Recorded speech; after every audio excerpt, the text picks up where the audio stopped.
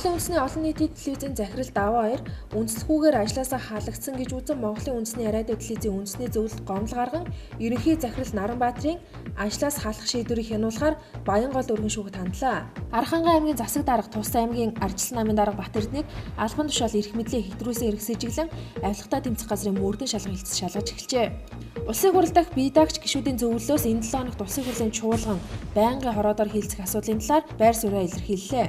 Уул уурхайн яамны төрийн нарийн бичгийн дарга Жигжид Монгол алт үйлдвэрлэгчдийн холбооны өдөртөх зөвлөлийн дарга Гамболнаар Монгол улсад алтны салбарыг хөгжүүлэхэд хамтран ажиллахаар санамжчиг байгуулжээ. Алтыг зохистой болгын дагуу олборлох, баяжуулах, боловсруулах, байгаль орчныг хамгаалах, нөхөн сэргээлтийг стандартын дагуу гүйцэтгэх, хуулийг дээдлэх, ил тод хариуцлагатай уул уурхайг хөгжүүлэх зэрэг асуудлыг санамжчиг тусгасан байна.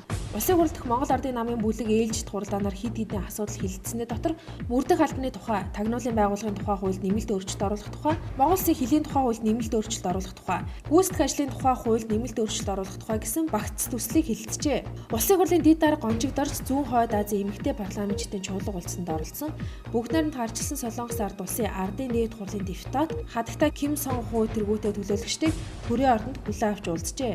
Азербайджан улсын Баку хотноо босон чөлөөтөхийн алтан гран-при олон улсын уламжлалт тэмцээнээс манай эмэгтэй тамирчид 2 мөнгө 1 хүрэл медаль хүртжээ. Эрчим хүчний зохицуулах хорооны хуралдаанаар 5-7 цахилгаан станц төслийн тусгай зөвшөөрлийн асуудлыг хэлэлцэж, төсөл шаардлагатай тусгай зөвшөөрлүүдийг олгох шийдвэрийг гаргасан байна.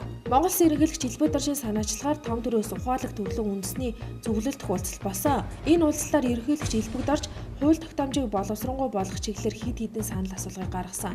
Үүний дотор улсын хурал засгийн газрын чиглэлийн үйл ажиллагаагаар хийгдэх хуулийн саналуудыг гаргасан юм а. Арчилсан намын бүлэг өчигдрийн хуралдаанаар энэ саналуудыг шуурхай хэрэгжүүлж, Монголын ирээдүйн нийгэм эдийн засгийг эрүүлжүүлэхэд чухал үүрэг бүхий заалтууд байгаа гэж үзсэн учраас бүлгийн дэд дарга одон туяагаар ахлуулсан ажлын хэсэг байгуулсан байна.